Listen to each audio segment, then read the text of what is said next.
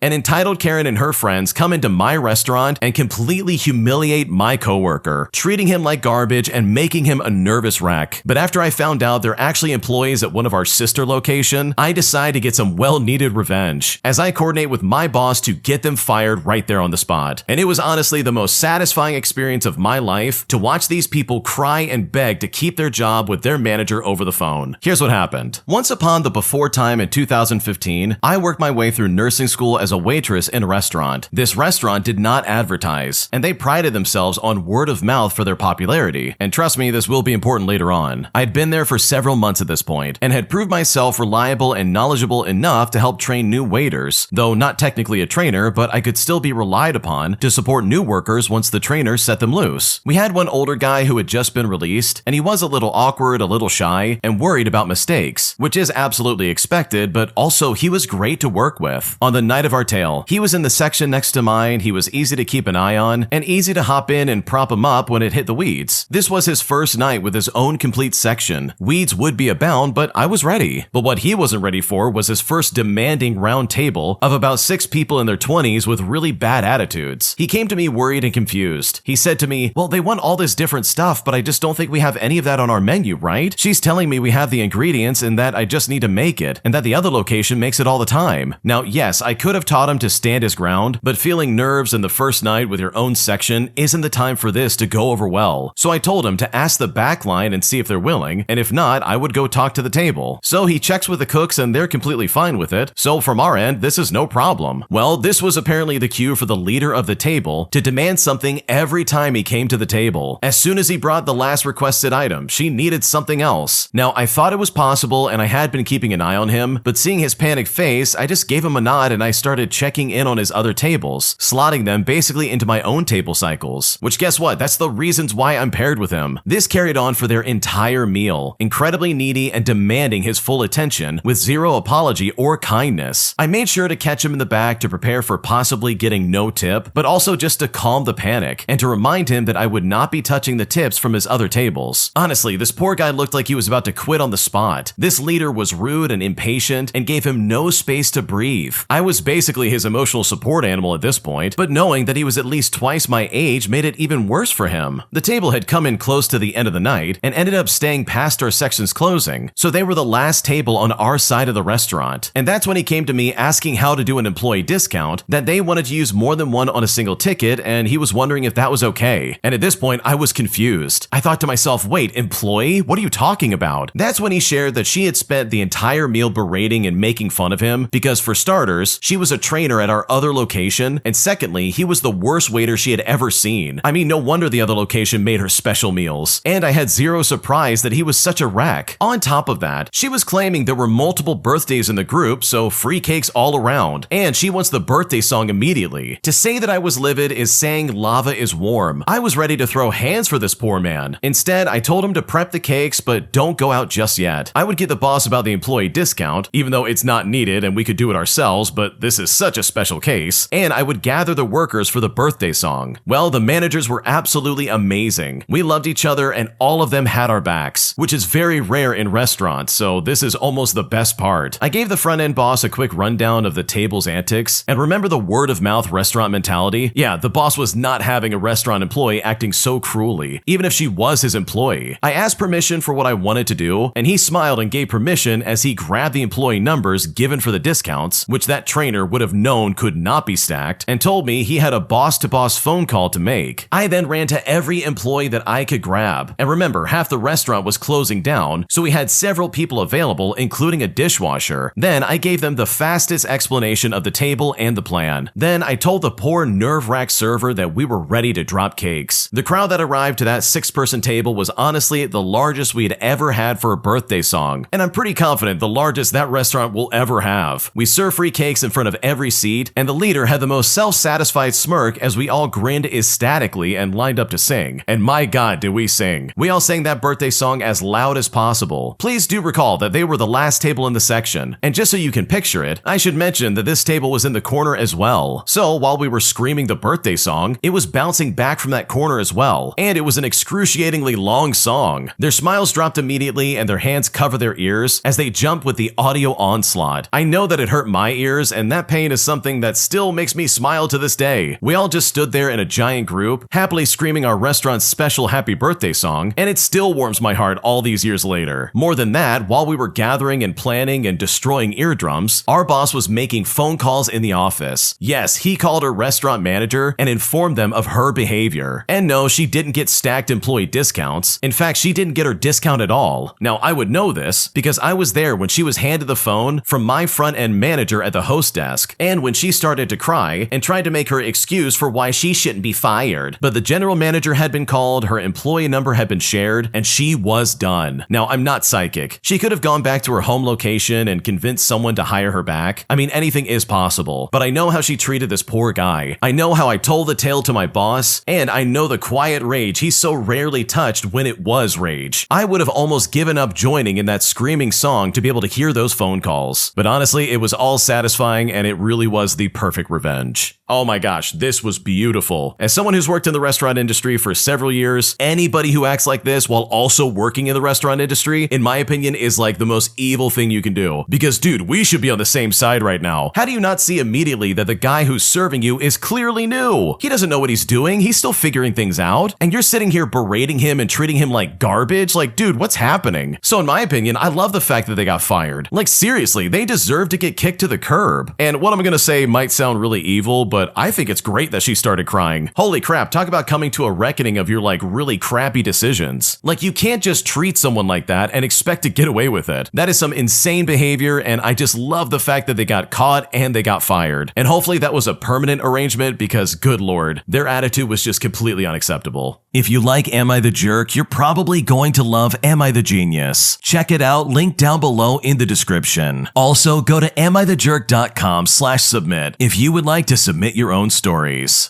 My psycho entitled sister-in-law demands that me and my husband take down our Ring doorbell cameras as she believes that we're trying to track her every move. But after we refused to do so, this suddenly became a massive family issue, putting me and my family in a weird situation all over someone's supposed privacy. Because right now, I really just don't know what to do. Here's what's happening. So my husband and I recently installed a Ring camera above our garage. Our neighbor has had a few break-ins, and the camera covers our driveway and the sidewalk in front of our house. That is literally it. My sister-in-law, who I will call Sarah for the sake of the story, moved in with us temporarily 2 months ago while she gets back on her feet after a breakup. For context, we get along okay, but she's always been a little dramatic and very protective of her privacy. 2 weeks after we installed the cameras, she confronted me in the kitchen and accused me of keeping track of her comings and goings. I told her it wasn't personal, it's literally aimed at the driveway, but she insisted that since she parks in our driveway, I'm apparently tracking her. She told me that she sometimes leaves the house late at night to clear her head and doesn't want me knowing what time she comes home. But I said, I genuinely just don't even check the footage unless there's an alert for a package or something like that. But she said the potential for me to look was the problem. And it's here that she demanded we take the camera down from our house while she lives here. Now, my husband backed me up and said the camera stays. I mean, it is our house and we're not going to remove security just because she doesn't like being recorded outdoors in a place where anyone walking by could see her anyways. And when we said this, she got upset and said that we were choosing property over family. That night, she told my husband that she didn't feel safe living here anymore, saying that she doesn't feel comfortable if everything she does outside is being logged. She then said, oh, I'm gonna move out, even though she has nowhere lined up and we've been letting her stay here rent-free. Well, cut to yesterday and she was packing her things, telling everyone that we invaded her privacy. My mother-in-law even called, saying we could have compromised by at least turning off notifications when she leaves or offering written assurances that we won't check footage of her. But I honestly think that's ridiculous. I'm not signing some contract about a home security camera. Well, my husband's now stressed because it's turned into a whole family issue, and he asked whether we should have tried harder to meet her halfway. I just need advice, and I would like to know if I am indeed the jerk here, because at this point, I really just don't know what to do.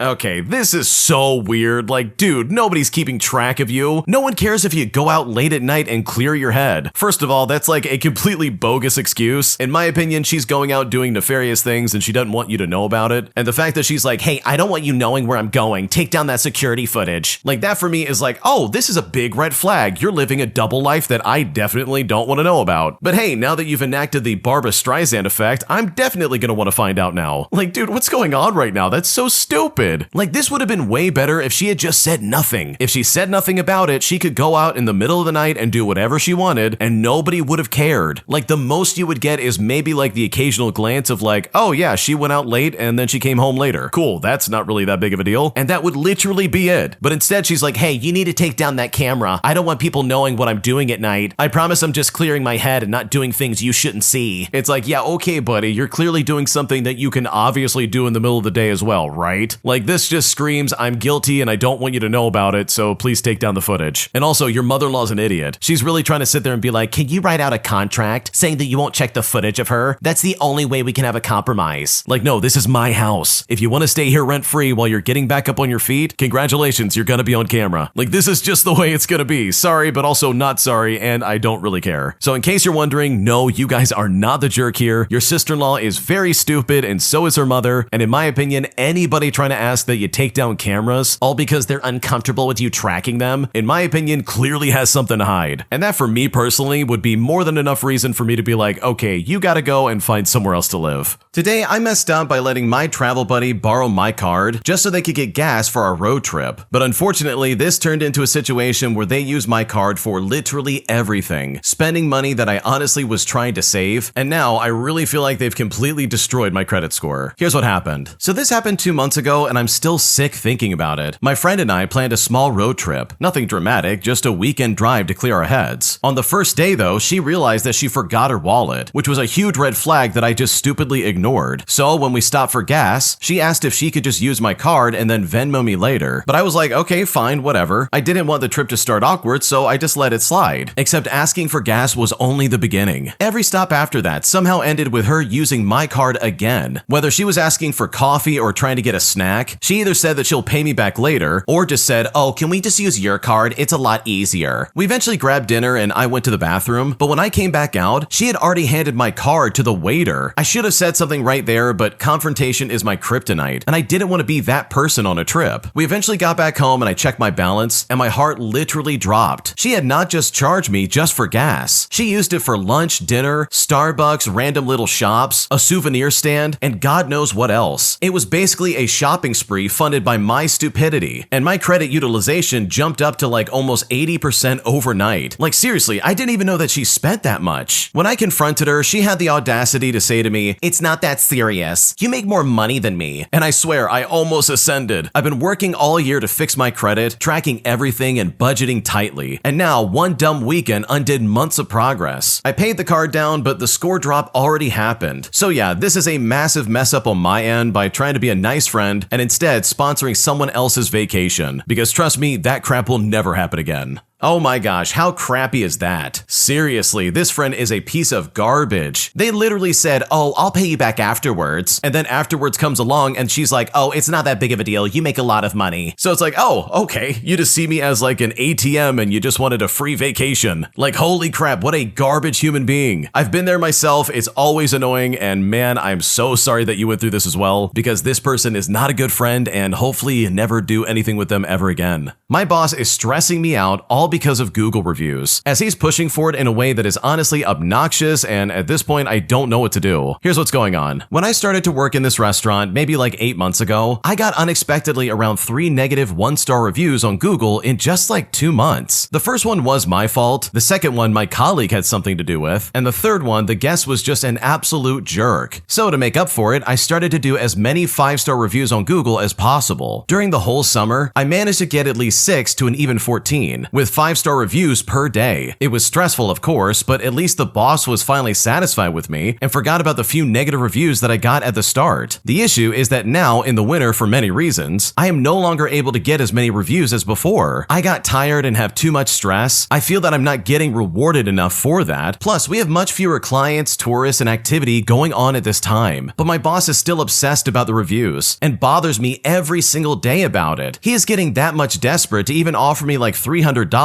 if I manage to get 200 reviews until the end of December. I'm actually getting very tired of this, and I feel like it's just completely unfair. It's not my duty to do reviews, and I want to go to work without getting always bothered because of that. Even when I explain to him repeatedly the reasons I'm not able to get as many 5-star reviews as before, he still doesn't want to accept it. I have got an issue about this also, because at the end of the day, I rarely get the best section at work too. I usually just get the second or the third best one. I think that if I have to stress myself out because of this, I should at least get the best section a lot more times. Like, why is my colleague getting rewarded when I'm bringing in the most benefits to the company? So what do you think about $300 to get 200 reviews in 1 month? Because right now I feel really stressed out and I just don't know what to do. Oh man, I would find another job. There's no way that's possible. I don't know about you, but anytime someone's like, hey, leave a good review for me on Google, that's like probably the last time I'm going to show up at that restaurant, and I'm also never going to do that. It's just too much of a hassle from like the perspective of a customer, and I know if I was the server pushing for that, I would be so annoyed. Like, dude, I am not responsible for the reviews of this place on Google. Like, leave me alone. I just want to do my job and go home and make rent. So yeah, if I was in your shoes, I would absolutely start looking for another job. This sounds obnoxious, and in my opinion, you can find a workplace that doesn't make you do this, and probably you'll have a much better time. Am I the jerk for not wanting my new roommate to use my space heater? Because after discovering that she's been using my stuff without asking, I'm honestly feeling weird about it and I kinda don't want to give it to her. And at this point, I'm not sure if I'm making a mistake. Here's what's going on. I'm a 23-year-old female and I just got a new roommate who's 35 years old. And honestly, it's getting really frustrating. For context, I've lived in the Northeast for a little over a year. She moved in on November 1st after my last roommate moved out. And ever since she arrived, it feels like she has no boundaries. She's used my things multiple times without asking. The main issue is my space heater. It's extremely cold here, and I usually keep it in the living room since my bedroom stays fairly warm. She asked to borrow it once, and I said yes as long as she gave it back when I needed it, which for me is no problem at all. But 2 days ago, I noticed it wasn't where I left it. I asked her about it, and she said, "Oh, sorry, I'll give it to you now." And it was honestly no big deal. But today, while I was at work, she texted me and said, "Hey, you don't mind if I use your heater while you're not here?" And this wasn't even a question. It was literally just a statement. Well, when she sent this, I didn't reply. The heater was in my room anyways, and she can't access it unless she goes into my room, which she never has done. I think she's mentioning this because I'm going back home for a month soon, and I really don't want her to use it while I'm gone. My mom says to just avoid problems and let her use it, or just keep it in my room with my door locked. I'm studying abroad in a few months, and I won't be living here long anyway, so she says just avoid the problem. But really, would I be the jerk for not wanting her to use it? She's a grown woman, and if she really needs a heater, she can go buy her own. She works from home, so she's here most days anyways, and maybe it gets colder in her room and office space, but I don't want this to turn into drama. Also, I don't want to give in when she's already ignoring boundaries. There's also the fact that within the first few days of living here, she brought her boyfriend over unannounced at weird hours. I brought it up, she apologized, and she said she would let me know in advance, and guess what? She did it all over again. But my last roommate always told me ahead of time, and never used my things without asking first. Now, this is my first time living away from home and out of state, so maybe I'm not used to stuff like this. We're both Hispanic Caribbean, just from different countries, so I'm wondering if some things are just cultural. I don't know. Overall, I feel disrespected and weird about it, and at this point, I don't know what to do.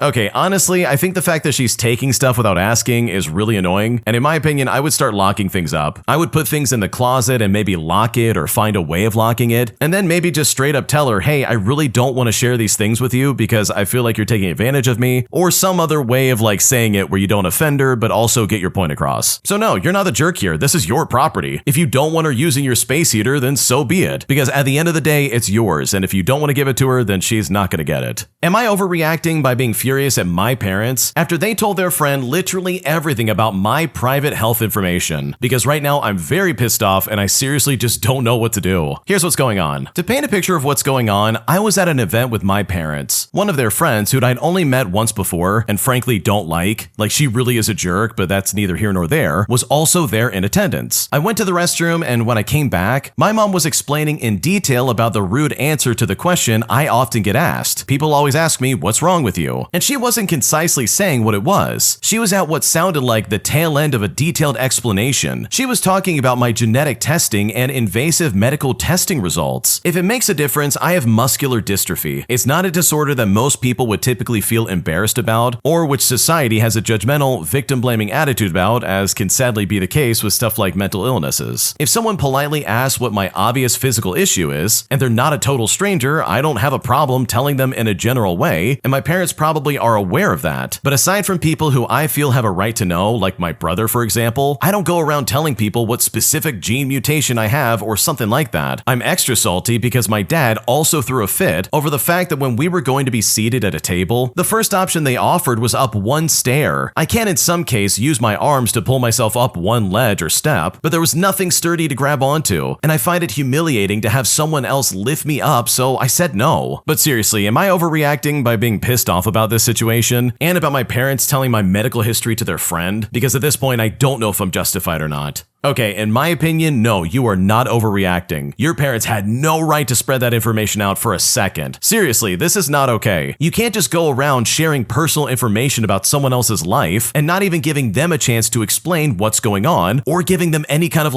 agency in the matter at all. I personally find that messed up, and it almost dehumanizes the original poster. It makes it seem like they're too mentally challenged to explain to themselves, when in fact that's not the case at all. So no, you're not overreacting here. I think you have every right to share your your story as you see fit. And if these people don't meet your criteria, then congratulations, they're not going to know all these details. I think your parents also owe you an apology because this is not something that's just casual for anyone to find out about. Just because they're also walking through this with you doesn't mean they have the right to share that with pretty much anyone else around them, because that is your business and literally nobody else's. An entitled Karen storms into a Dunkin' Donuts and refuses to leave, as she's pissed off that the barista won't give her an item they literally don't sell. But after this Karen started swearing and calling this barista names, this Karen finally got shut down by people in line, putting this Karen in her place in a way that really embarrassed her and caused her to storm out of the store. Here's what happened. Okay, so this happened this morning, and while it's not the end of the world, it's also still on my mind many hours later. I go to the same Dunkin' Donuts most mornings after I get off the train for work, and usually it's pretty boring. I mean, it is a coffee shop for God's sakes after all. But today though, I walked in just in time to witness the middle of a loud argument between a customer and one of the baristas. The customer is early to mid-20s, and she looks like a college student. For reference, we're near a campus, so that's not really a surprise. The barista is this middle-aged woman who clearly is not paid well enough to put up with this crap. There's 4 other people inside waiting in line in front of the cashier, including me. But the customer isn't even on the cashier line. She's on the other side of the counter where people pick up their orders. Anyways, the customer is legitimately screaming at the barista that she wants what she ordered on the application and not a replacement item. Well, the barista tells her again that sometimes the app shows items that individual stores don't actually carry, and that she's sorry for the inconvenience, but she's happy to replace what the girl ordered. And she was also willing to do it for free, just in case that wasn't obvious. For what it's worth, I've ordered ahead with the Dunkin' app before, and I've had this happen to me too, where I order an item but the store doesn't actually have it in stock, but it literally takes like 2 seconds to say, oh, that's okay, I'll have this other item instead, and then just be done with it. But I guess this girl was just too special for a replacement donut. She wants exactly what she ordered, and she's not leaving until she gets it. There's a bit of unintelligible arguing over each other for a bit before the girl finally yells, "Get what I ordered and do your job." And then this lady swore at the barista. Well, the older woman at the front of the cashier line immediately snaps in the barista's defense, which wasn't the most dramatic interruption, but it was good enough to startle the girl into immediately shutting up and leaving the store. But of course, not before slamming the door hard enough that I genuinely thought the glass had cracked. I guess she thought that she was being all big and bad until she realized her audience wasn't on her side. I was worried the barista would be upset after that, but she honestly just looked really exhausted, and we all kind of commiserated with her for a moment and reassured her that yes, that girl was in fact nuts. Anyways, that was around 9 o'clock this morning, and I hope the rest of the barista's day was better. And I hope that customer trips into an open manhole, because the way she acted was just completely insane. Okay, seriously, I hate people like this who treat like customer service people like garbage, because in my opinion, the way you treat someone in customer service truly is a reflection of like who you are as a person, because it really doesn't take much to just be a decent human being and be like, okay, I'm gonna be reasonable and I'm not gonna be like a massive jerk. So for this lady to act like that and be like, oh, I'm not leaving until I get what I want, you know, over an item that the store doesn't even have, like that's not only really funny, but also really stupid, because she easily could have ordered something else, but instead she just really wanted to cause problems. If you like Am I the Jerk, you're probably going to love Am I the Genius. Check it out, link down below in the description. Also, go to amithejerk.com/submit if you would like to submit your own stories. An entitled Karen gets up in my mom's face and starts to say terrible things to her literally as we're leaving a restaurant, forcing my mom to shut this lady down right in her tracks. Here's what happened. Okay, so this happened less than an hour ago, and it is both funny and crazy. For a bit of context, I'm a 26-year-old female. The setting is an authentic family Italian restaurant that I went out to with my parents to celebrate their wedding anniversary on Saturday night. It is a small town, but this restaurant is award-winning with divine food. They're busy, they've got really good staff, it honestly is a good time. We've been to this restaurant a few times to celebrate birthdays and with family a lot, and we've never had a bad meal once. My parents have been a few times themselves, and the staff like them and even remember how my mom likes her wine. My dad also has a laugh with some of the waiters too, and the staff are always polite and can never do enough for us. Because this place is so busy though, they tell people to turn up with plenty of time, like maybe 10 minutes early. And with that bit of context, this is where the story really starts. We had a table booked at about 5:30 p.m. and the waitress told us we had it for about 90 minutes until 7 o'clock p.m., which is like, okay, no worries, that's plenty of time. Also, it's a busy Saturday too, so we get it. We enjoyed our meal and drinks, and because it was busy, there were some delays with them bringing things, including our final special coffees and the last of my wine. While we were finishing, the people, namely 2 women and 2 men, who were next for our table turned up later than they should have been, and when they did, it was really busy with others waiting for their tables. Now, one of the women who is the entitled woman of this story was instantly glaring glaring at my mom and made comments about how they should be at our table right now, and was also glaring at another table that was empty behind us. Now, we weren't sure which table was meant for them, but we were finishing our drinks as we had like 5 minutes left, and one of the Karen's party members even tried to sit at the empty table without the okay from a waiter, but was eventually stopped by her husband and called back to wait. When the waitress came back to tell me and my parents, we got up so they could clear the table, and we finished our drinks near the bar and near the other people, including this Karen. Well, my mom noticed her and the other woman glaring and just kind of looked back at her. And while my mom is a good woman, she is not someone to be crossed. She also said sorry to the waitress after we weren't sure about the time we were supposed to move and told her that we weren't being slow. It was just the case that the bartender was slow with the drinks due to things just being busy. She was okay with it and thanked us for moving after we paid. We got our coats and walked with our drinks to finish them, and that's the very moment that this Karen started up. She said in a sarcastic way, "I'm sorry you had to get up and move for us." She was also quite close to my mom, and she doesn't do well with that at all. But my mom just said, "Oh, it's okay, thank you," and turned away to step back closer to the bar to finish her drink. Well, this entitled Karen wouldn't leave her alone and just kept talking to her loudly, standing close and nearly touching her despite my mom moving away. My mom then firmly said, "Go away," and the woman let out a dramatic gasp, like my mom just slapped her in the face. And also the other woman did too, and started looking around at others to get back up. She then called my mom rude and still wouldn't leave my mom alone. My mom then said to her, "Please leave me alone," as this woman was making a scene and kept calling my mom rude. My mom then said to her, "Look, I'm sorry if I came across short, but I don't do well with people getting up in my face like this." While this is all going on, some people and staff are watching, including the bartender who was looking apologetically at my mom, but unfortunately they were busy. And as a former restaurant worker myself, I know that we could have risked getting in trouble or getting something nasty said to him, as well as a young couple who sat at a booth near the bar. That Karen and the other woman rudely sat at their table without permission, just like this couple's table was waiting for. Now, this Karen still wasn't leaving my mom alone, calling her rude, and after my mom said it was her anniversary and they were just there to enjoy a meal, the woman sarcastically said, "Oh, well, happy anniversary," still saying she was a rude woman and not backing off. At this point, the other woman and man have backed off, and the other man, I think the Karen's husband, looked on in embarrassment, and even did so when my mom just finally told her to leave her be or she would be cursed. And yeah, my mom does kind of like joke around with being a witch and stuff like that, so that's kind of where that comes from. After she said that, she walked away, and this Karen did gasp a little over dramatically and called my mom a witch. So my mom walked away from her near the couple in the booth and asked the couple if she was in the wrong. Well, the woman in the booth said no way, and that this Karen was awful, and she was up in my mom's face. The booth lady even told my mom about how Karen rudely sat at their table like it was a waiting room. They said she was awful and they were sorry about what happened. And after we finally finished our drinks, we just left. After we got home and we got changed, my mom called the restaurant to apologize for what happened. And the nice bartender man got on the phone and said that she had nothing to be sorry for, and told us that Karen and her party turned up late. The man also said they know that we wouldn't be rude, since we have been there many times, and each time we're there, we're nice and we tip really well. He also hoped that it didn't ruin my parents' anniversary, and that we would be coming back again soon if we can. To which my mom thanked him and ended the call. Me and my dad also said that she didn't need to apologize, but I understand why, and I'm just proud of my mom. She's been through a lot, but she's also a good person. So yeah, I hate Karens who expect the world to revolve around them, even when they are late and wrong. And also, be kind to people in hospitality because it's literally the least you can do. Man, I love this story because it's so right. If you have reservations at a restaurant and then you show up late, well then congratulations, this is your fault and nobody else's. And I just hate the fact that the Karen in this story literally only acted that way because she wanted to start a fight. She wanted some kind of confrontation because she's pissed that she showed up late. So yeah, I think your mom handled things fine, and in my opinion, she's not in the wrong because that Karen was being very rude and she needed to be shut down.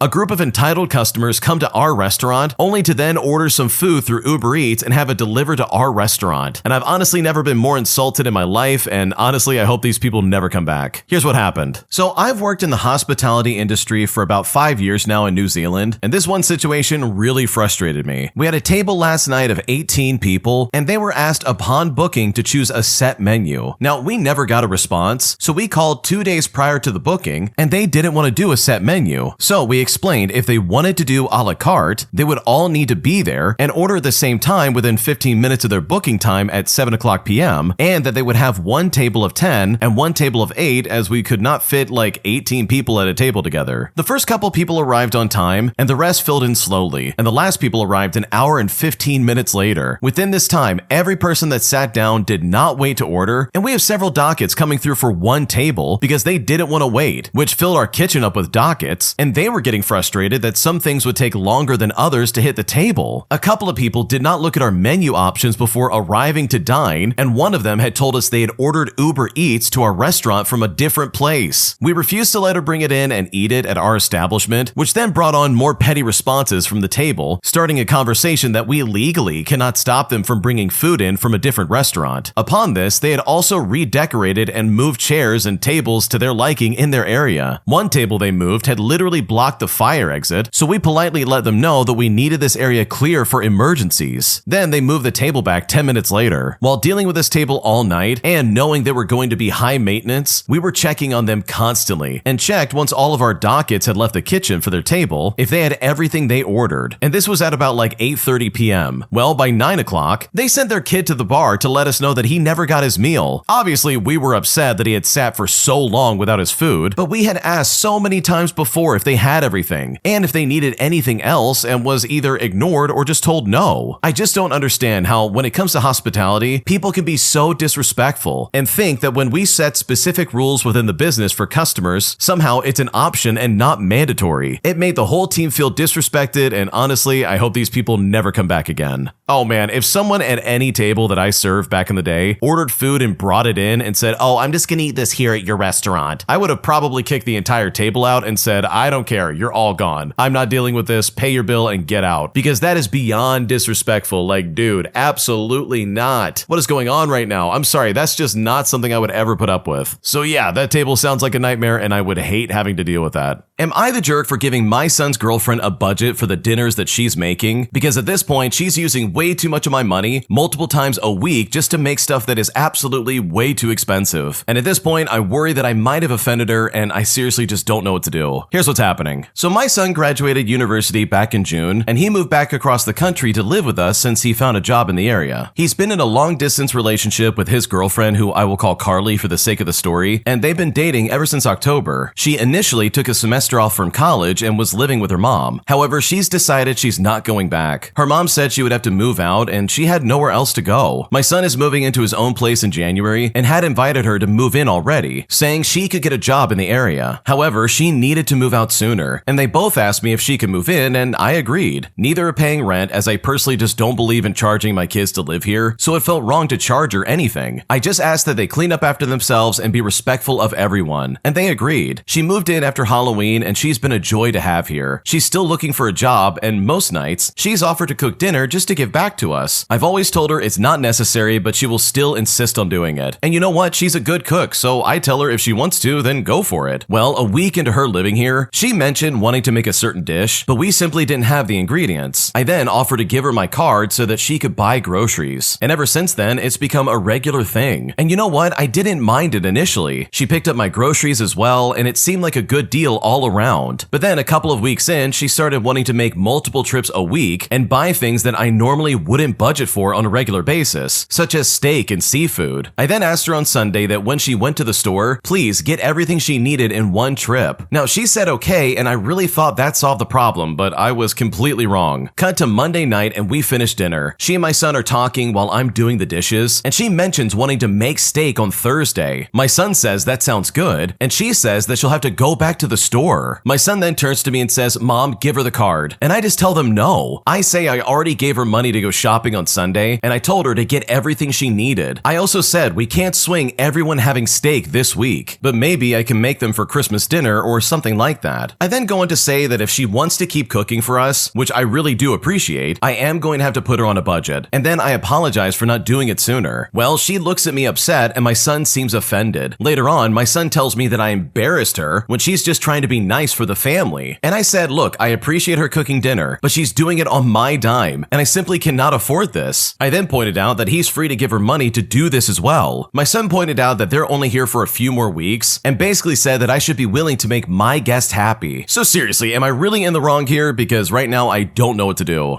Okay, in my opinion, I think you're definitely not the jerk because your son's girlfriend's doing way too much. Here's the thing, if she wants to make really extravagant dinners, then by all means, do it on your dime. Like seriously, go out there, buy the most expensive stuff you can find, and make elaborate dishes that you enjoy. Like there's nothing wrong with that, that's absolutely fine, and you can have as much fun with that as you want as long as you're paying for it. But the second this is coming out of your pocket and they're like, okay mom, give her the card. We're gonna buy the most expensive crap you've ever seen in your life. Like that is incredibly irresponsible and not fair for you at all, dude. You're the one footing this bill. Like you're basically going to a Michelin restaurant every single night and expected to somehow pay for it. Like what's happening? And the fact that this is getting framed as like, oh, you gotta make the guest happy. It's like, dude, this is your girlfriend. You're the one that should be making her happy and not mom's bank account. So no, you're not the jerk here. Your son's being an idiot and so is his girlfriend. And if they really want to have these like extravagant meals, then this absolutely should come out of their pocket. My boyfriend called the cops on me, all because of the content of a book that I'm writing. But now, after it's all said and done, he wants me to think that it was a mistake and that we should move past this and just let it go. But at this point, I don't know how to let it go, and I'm seriously feeling so embarrassed that I just don't know what to do. Here's what happened. I'm a 24-year-old female, and I've been working on my book trilogy for years. We're talking ever since I was 16 years old. The book is also how I met my boyfriend, who I will call John for the sake of the story. We met at some writing class 3 years ago and hit it off. John went to university for journalism and creative writing, but is not working in either field. I never intended to make money from my works, but I do, even though it's not my main profession. Well, with that bit of context out of the way, here's where things get really weird. I asked John if he could read certain chapters and give notes on things to change or adapt. My usual beta reader wasn't available. Without giving too much away, the main character gets kidnapped and experimented on. It was written to be grotesque and absolutely horrifying. And I told John this before he started reading, and he said he'd be fine. Well, I found out that he actually made a call to the local police department because the description sounded too real and there was some non-consensual stuff in the chapter. Nothing sketchy, but just stuff that happens to the fictional main character. He didn't tell me he made the call, and I found out because an officer came to my door the next morning for a welfare check. And honestly, I was humiliated. I explained everything immediately, and they checked the house and saw nothing, and eventually apologized for the confusion. When I confronted John, he apologized and tried to say the story got to his head. He said it was a mistake and that I should understand how someone could get worried given the content. And now he just wants me to drop all of it. I'm so embarrassed and honestly really creeped out. My writing is dark, but I've been publishing for years, and he's read my material before. This was honestly not even the darkest, most messed up thing I've written either. I don't know if this is something we can work through or if this is a sign of a deeper issue. I genuinely can't imagine why he'd call the cops if he was so disturbed, but also stay at my place and be all lovey-dovey. So seriously, could this actually be an honest-to-God mistake? Because right now, I don't know how to move forward. Okay, if you're gonna get the cops called on you for writing stuff that might be a little sketchy, then Stephen King should have been arrested a long time ago. Like, what's going on? This is literally fictional work. What is your boyfriend's problem? First of all, what he did was completely unacceptable, and I would never forgive him for that. Like, are you kidding me right now? I literally described to you that this is all fictional stuff, and you're upset because it's too detailed? Like, dude, it's literally made up. It's not real. And this guy's trying to sit there and be like, oh, she's done this before. This has gotta be real. I need to do a welfare check. I'm calling the cops. Like, if I wrote something and I shared it with my girlfriend and she's like, oh, I'm calling the police, this is too dark, I would probably break up with her on the spot. Like, I'm not even kidding. So given the fact that this guy knew that this was a fictional work and he knew that you've been writing this and working on this for so long, the fact that he still called the cops is bonkers to me. And in my opinion, I would never stay with someone like this because this is so stupid. Am I the jerk for not telling the majority of my family about my success with college at Thanksgiving? Because right now my aunt's mad that I didn't announce it, but also I didn't want the entire family to know, and now I'm not sure if I made a mistake. Here's what's going on. I'm a 19-year-old female, and I've been working towards dental hygiene as my degree. The program is extremely competitive. At my college, on average, 300 students apply every year, and only 30 students are given an interview, and 24 are accepted. Well, 2 days before Thanksgiving, I received an acceptance letter. For some context, I am a very reserved person. I prefer telling exciting or important information to my closest family and friends. If I feel I'm putting most, if not all the work into the relationship, I keep them at arm's length. My aunt has been dating her boyfriend for about 4 years now, and my aunt is the host house for Thanksgiving and most other family events. The past 2 years, her boyfriend's family has been a part of our Thanksgiving and other family events. I have tried getting to know them and grow relationships with them. They are a nice family, yet when talking to them, I can tell they just don't care to build a relationship with me or my immediate family, excluding my aunt, of course. Therefore, recently, I've stopped trying to talk to them at family events. When they enter the house, they do not acknowledge me or my immediate family, and they do not care to initiate conversation unless I do. Well, fast forward to Thanksgiving Day, and my mom, my dad, my brother, and boyfriend are the only people who know about my acceptance into the program. My aunt likes to go around the table and ask everyone what they're thankful for, and she started with me even though I was not at the end of the table. So, feeling put on the spot and seeing my aunt's boyfriend's family, I froze up a bit because I did want to tell the news to my family, but not my aunt's boyfriend's family. I thought of something else to say and we continued around the table. Later that night, before my aunt's boyfriend's family was about to leave, I decided to finally tell my aunt as me and my boyfriend were on our way out to visit his family for Thanksgiving. Well, when I did that, she got extremely mad at me that I didn't tell everyone at the table earlier when she asked everyone what they were thankful for. She then scolded me a bit about how I should have told everyone earlier. She then announced to the whole table that I had been accepted. People came over to ask about my acceptance, which I did not mind at that point, but it is important to note that my aunt's boyfriend's family did not come over to ask about it at all, which I felt proved my point that it was not a big deal not telling them in the first place, since they did not care to come over after my aunt announced it to the entire house. I understand it's exciting news and she may have been excited for me, but I didn't want everyone to know. So am I the jerk for not telling the entire family about my success? Because right now I don't know what to do. Okay, as someone who is exactly like the original poster, no, you are not the jerk. Dude, I completely get it. I've got family members that I absolutely don't want to share information with because either they don't care or they're going to try and make it all about them. Like, I've got several extended family members who I absolutely say to myself, no, you're not going to find out about this unless you stumble upon it. Like, why would I go out of my way to share something with someone who's just going to be like, oh, let me step all over this real quick? Like, I don't know about you, but that kind of makes me be like, yeah, I'm never talking to you about anything I do ever again because you're not going to appreciate it. So no, you're not the jerk. I would have done the exact same thing. And it's so great that you were vindicated in this situation because at the end of the day, even once they did find out, they didn't even bother coming over. And that, in my opinion, absolutely proves your point. My entitled sister-in-law has been taking advantage of the fact that I'm a hairstylist, where she's been getting free haircuts and free hair coloring for literally years at a time. But after finding out through an Instagram post that she has way more money than she lets on, I told her that now she has to start paying full price if she wants my services. And after I said that, she got more pissed off than I've ever seen in my entire life. And at this point, I seriously just don't know what to do. Here's what's happening. I'm a 30-year-old female and I'm a hairstylist. I've been doing hair for 8 years now, and I will say that I'm pretty good at it. My husband, who I will call Marcus, has a younger sister who I will call Kelly for the sake of the story, and ever since I started dating Marcus, she's been asking me to do her hair. At first, it was trims or whatever, but then it turned into full color, highlights, and literally the whole thing. Oh, and by the way, she never offers to pay. She just assumes that it's free because we're family. I've been doing her hair for free for probably 2 years now, maybe longer, I'm not really sure. And for reference, a full color and cut at my salon would be upwards of $300, especially depending on what she wants. So I'm losing out on that money, plus the time I could be taking an actual paying client. My husband keeps saying, it's family, just help her out. And I don't want to cause drama, so I just kept doing it. Well, last week, Kelly posted on Instagram at this fancy spa place. And this is the kind where it's you get robes and the cucumber water and everything. The caption said, monthly self-care day, treating myself because I deserve it, with a bunch of spa emojis afterwards. And yeah, you heard that correctly. She goes monthly to this place. I'm doing her hair for free and she's spending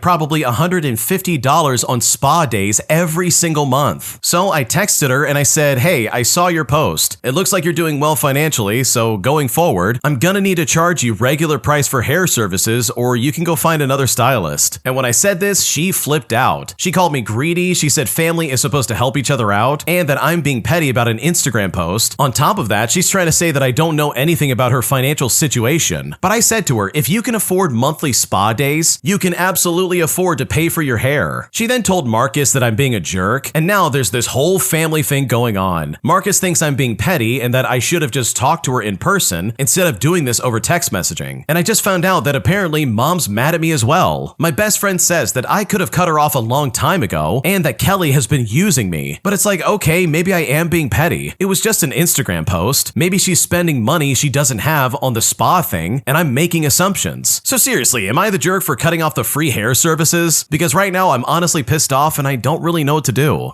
Okay, dude, anytime someone's trying to be like, wow, family helps each other out, that for me is a giant red flag that you are being manipulated. And Kelly is absolutely playing that card so hard right now. Because here's the thing, I'm willing to bet that she absolutely knows this is going to cost her a lot of money. So instead of going to another salon and spending like $300, she's probably thinking to herself, wow, I can take advantage of my sister-in-law and have her do all of this for free instead. Like, she absolutely is in a good financial situation, especially if she's spending like, what, $150 on spa days? Like, dude, what are you talking about? So you know what? I don't blame you for putting your foot down and saying, no, you've got to pay me full price. Because it's pretty obvious she's taking advantage of you, and you definitely do not deserve that. If you like Am I the Jerk, you're probably going to love Am I the Genius. Check it out, link down below in the description. Also, go to amithejerk.com/submit if you would like to submit your own stories. Am I the jerk for refusing to go to my student-organized graduation ceremony? Because after I said I don't want to go simply because I don't like my other classmates, my mom freaked out and said that I have to, as she is now claiming that I'm selfish and egotistical for not giving this milestone to me and my family. And at this point, I really just don't know what to do. Here's what's going on. I'm a 22-year-old female and I'm in conflict with my mother because I refused to attend a diploma ceremony for my university major this Monday. They won't give us the degree, it's just a diploma stating our generation ended. This ceremony was organized by students and not the university, even though it will be held on campus. It's important to note that this student-organized ceremony is the only event for receiving our diplomas. There is no separate official university ceremony. The only other related activity is going to the administration office on a designated day with your family, just so you can pick up your physical degree and paperwork. But that is not a ceremonial event. And just as a side note, this degree does not equal the official degree for my major. As I said before, this diploma is only a statement that our generation's period ended. The reason I don't want to go is that my graduating class has a horrible reputation. Many of them have engaged in awful attitudes and have even committed acts that are supposed to be punishable, far more so than other classes. While not every single person is terrible, the other students are largely skipping this event, meaning that it will be dominated by the most troublesome people I actively despise. I straight up don't like them, nor do I want to be around them. I told my mom that I wasn't going, and she called me egotistical, self-centered, and a coward for not being able to tolerate a few hours with people that I dislike. She said I was only thinking about myself and not about my family. She insisted that this event was important to them and that I was denying them the experience. She then heavily guilt-tripped me by adding that as her only child, she has no other graduations to attend. But I argue that it was unfair to guilt-trip me for my decision. She then replied that I was being inconsiderate and that she would keep in mind that I only care about my own feelings. To defend this, I reminded her that I'm not a selfish person. When I was a teenager, I went along with a quinceañera party that I not only didn't want, but also didn't enjoy, purely just to make the family happy. But when I said that, she just laughed and dismissed it, saying, oh well, it's in the past now, it doesn't matter anymore. The argument ended with her asserting her authority. She said to me, you don't know me, child. My ego is stronger than yours, and I decide we're not going now because I say so. But despite her final word, her accusations have stuck with me and made me question if my stance is wrong. My mother believes that I'm a jerk because she sees my refusal as a selfish and cowardly act that ruins an important family milestone for her, especially since she has no other children, even though she's attended my older cousin's diploma ceremonies. But I feel like I'm making a decision based on my own valid discomfort. But her words are making me second guess myself. What should I do?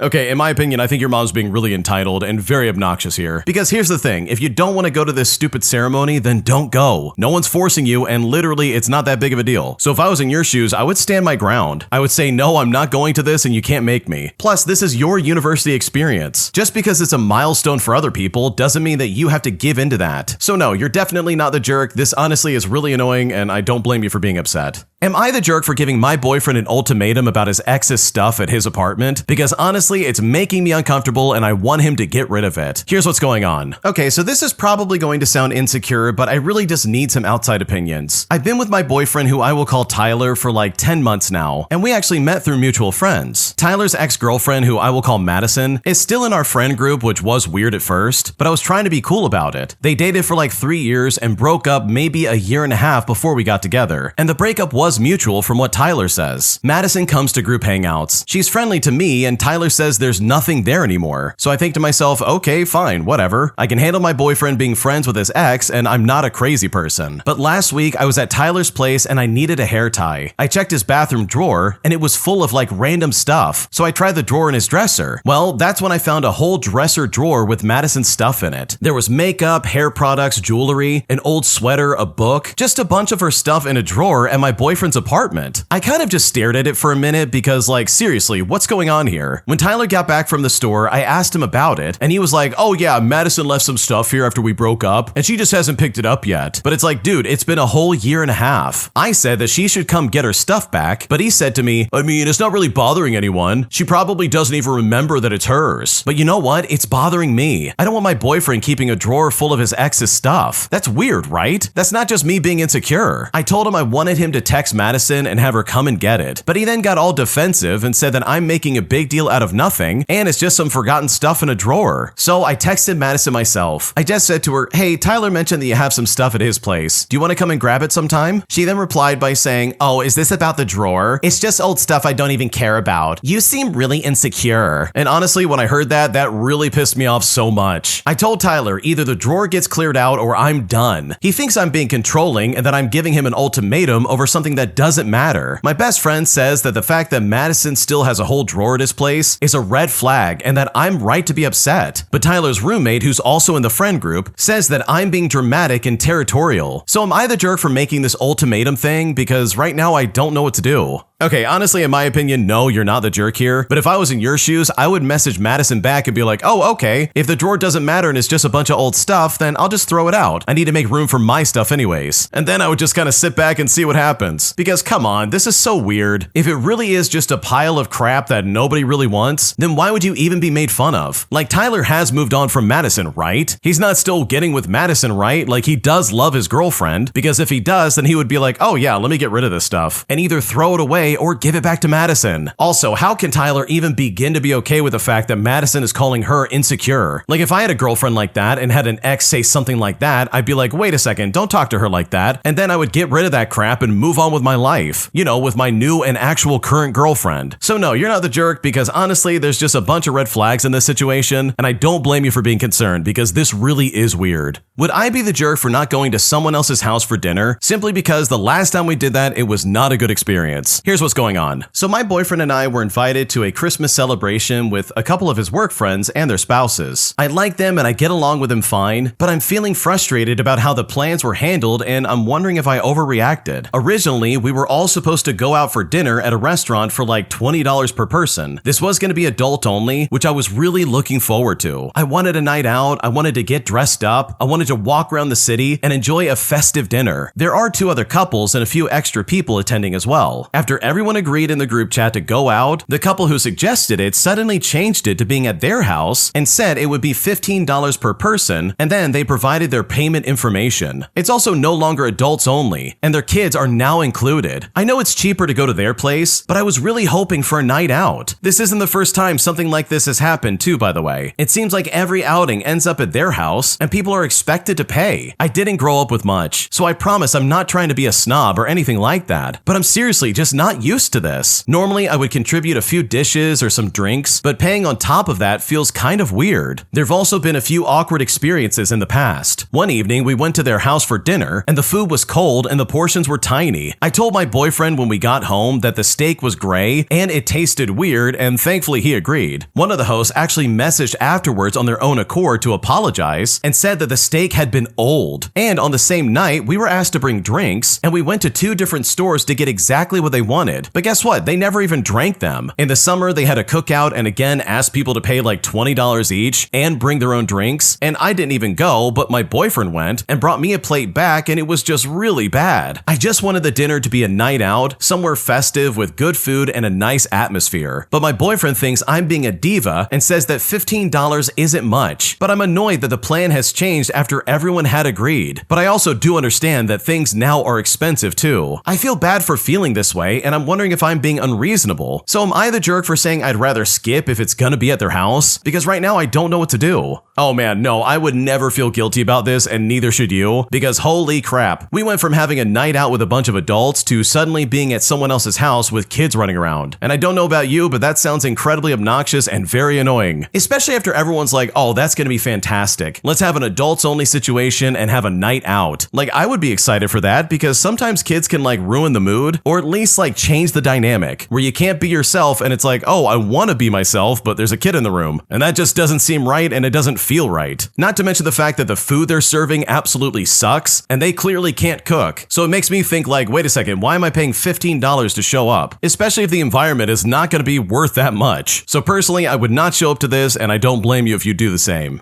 My boyfriend says that I'm unsupportive and that he doesn't see a future with me simply because I'm hesitant to move into his parents' basement. And now he's pressuring me to make a decision right now, saying that if I don't, then we are basically going to be breaking up. And at this point, I'm honestly so stressed out that I just don't know what to do. Here's what's happening. So my boyfriend and I have been together for 7 years, and we finally want to take the next step and live together. We had originally talked about getting a multi-family house so that his parents could live on one floor and we live on another. That plan made sense because his family also wants to move, and financially we could all help each other out. Well, recently his parents started looking at a different single-family house. The basement is finished and the price is good, but there's no kitchen downstairs. They might be able to build one later, but nothing is guaranteed yet. Well, my boyfriend wants us to live in the basement together without a kitchen for now. Or if his parents decide to rent the basement to another family, then he wants us to live in one of the bedrooms upstairs with his family. The problem is that none of this is confirmed. We don't even know if they're getting the house, whether a kitchen can be added, what the timeline would be, or what the actual living situation will look like. So I said something like, okay, well, let's see what happens with the house first. I also said that if we do get the house and a kitchen can be built, then I would wait until the kitchen is built just to move in. When I said this, he got upset and told me that I was being unsupportive. He said he wants to know now whether I'd live in either one of those situations. Then he said that if I don't want to live in the basement with no kitchen or upstairs with his family, then apparently he doesn't see a future with me. Now, I've got to be completely honest, this really confused me because nothing is finalized yet. I don't even understand how I'm supposed to make a big decision without even knowing any real details. To me, it makes more sense to wait for the actual facts before deciding. And it hurts my feelings for him to jump straight into it by saying, oh, I don't see a future with you, when nothing is even finalized. I'm also being completely honest in that I love my current room at my parents' house. It's my space, it's comfortable, and mentally, I'm not ready to give it up yet unless the new space is functional and feels like an actual home. I don't want to be going upstairs to cook or feeling like I'm in the way of his family. That's not what I pictured when we talked about finally living together. He then told me that I want things easy and that I'm used to comfort, and I'm used to having everything, and I've never had to make any sacrifices because of my parents. He then said that I need to make sacrifices because we'll only live that way until his parents move to Mexico in a few years. He then said I'm a little girl for hesitating and not thinking realistically about how hard buying a house is and how he can't afford to get us our own place right now, which I fully understand. I know it's not cheap or easy to buy a house. He also brought up how his friend's girlfriend lives with him in his room at his parents' house, and how my own friend lives with her husband and kid at her parents' place. Basically, he compared me to other women who are living in situations I wouldn't even want to be in. I just don't know how to feel about all this. I'm not saying no, I'm just saying the situation isn't clear yet, and I'd rather wait until we actually know what the living arrangement would be like before giving an answer. But he says that waiting makes me unsupportive of him. So right now, I'm really struggling to understand if what I'm feeling is valid, because right now I don't know what to do.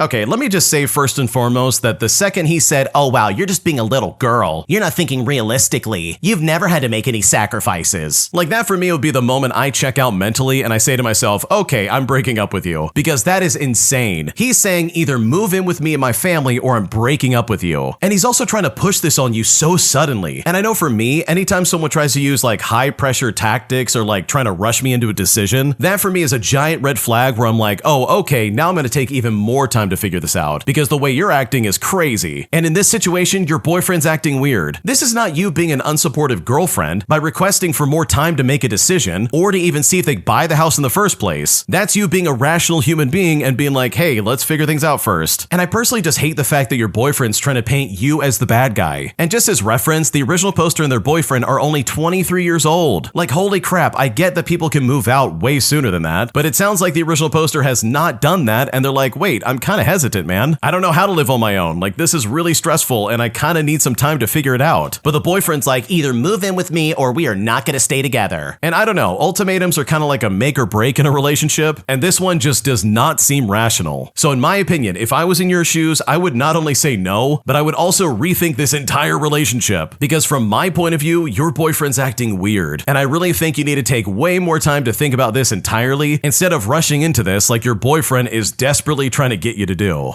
Am I the jerk for not wanting my husband to come with me on our upcoming family vacation after he chose to buy a gaming PC instead of paying for his part of things? Because after being married for 10 years, he literally has never paid for any of our vacations, leaving the entire responsibility on my shoulders instead of stepping up and helping in any kind of way. And now I feel burned out and really frustrated over everything going on, and I seriously now just don't know what to do. Here's what's happening. Okay, I want to start off by saying that I'm considering going on vacation without my husband. We've been together for about 10 years, and every single year, I'm the one who pays for our trips. I also pay for most activities and transportation during those vacations. Plus, I've taken in places like Curacao, Mexico, and all over Europe. Next April, we have a cruise plan with my family for my aunt's birthday. And months ago, my husband and I agreed that he would pay for this trip, which is especially true since he's getting a double salary next month. So today, I asked him what he wanted for Christmas, and he said that he wanted a gaming PC that costs upwards of like $1,000.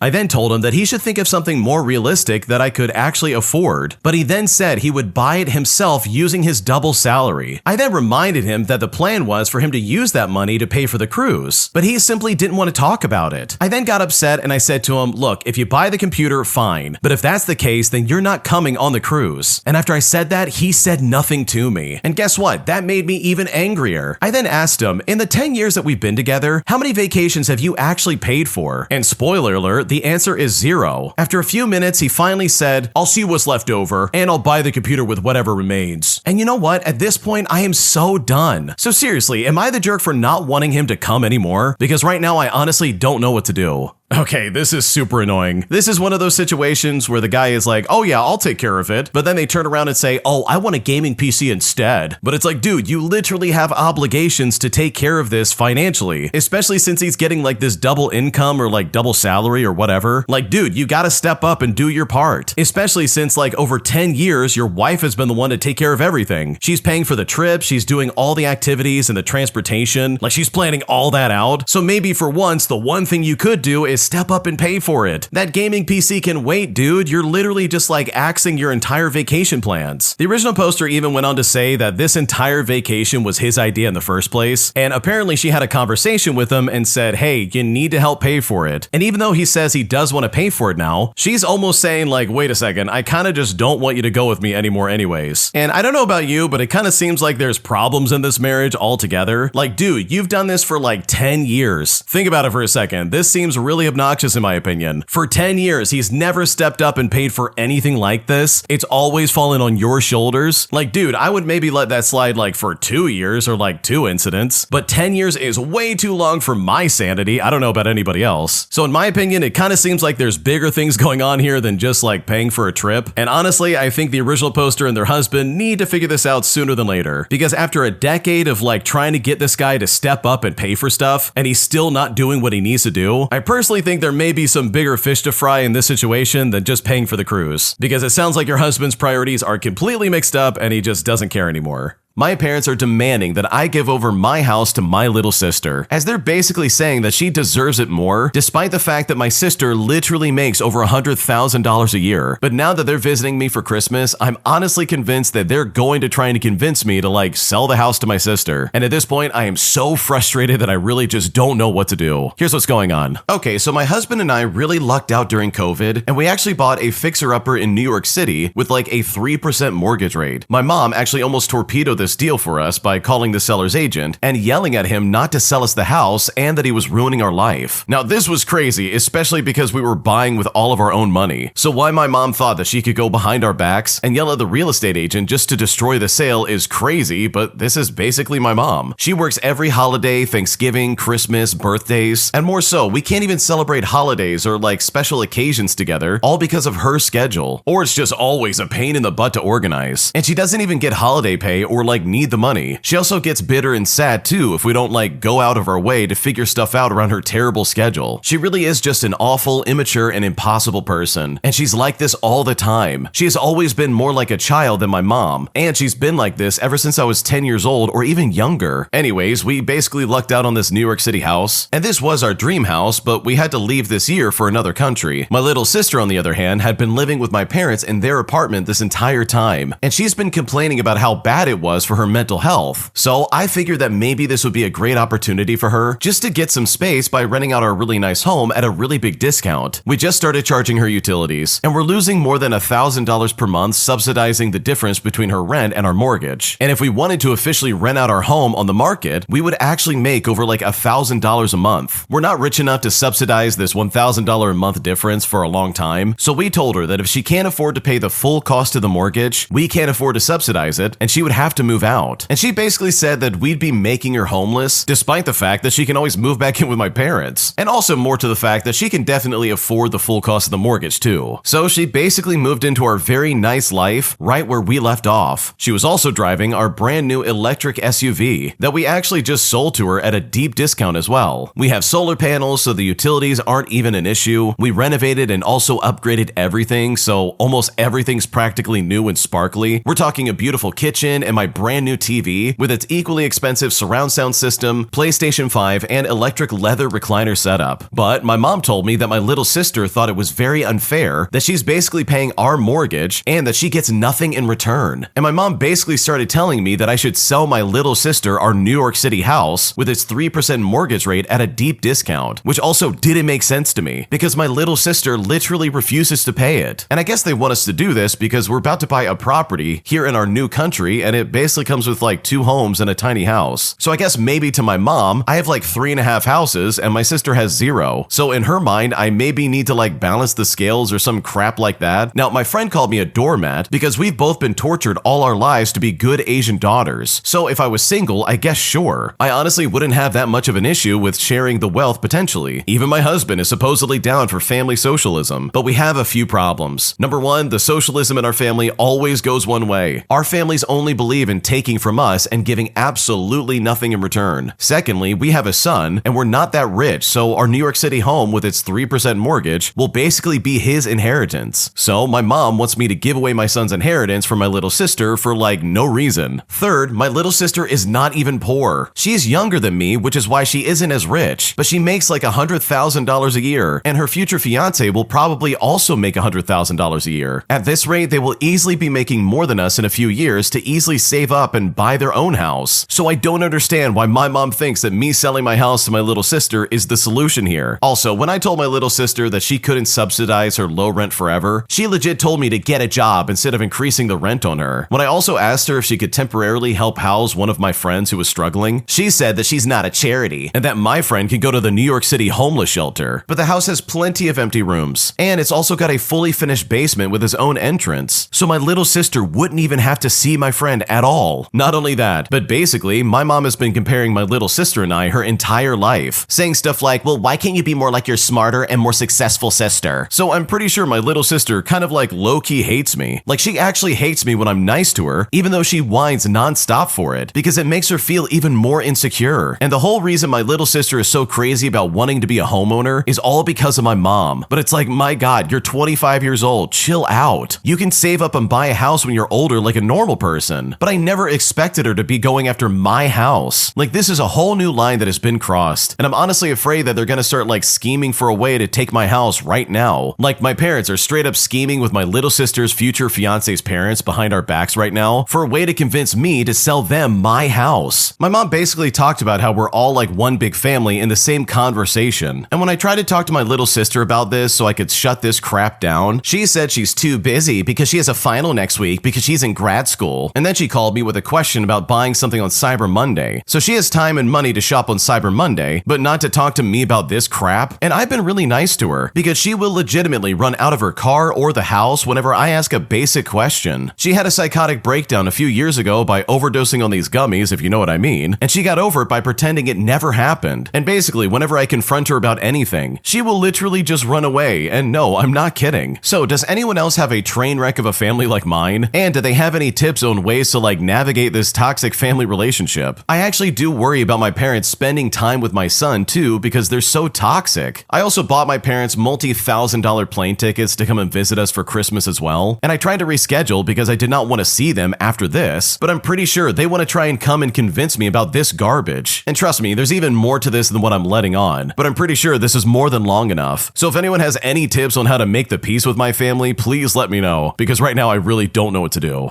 Okay, honestly, your mom and your sister are super selfish, dude.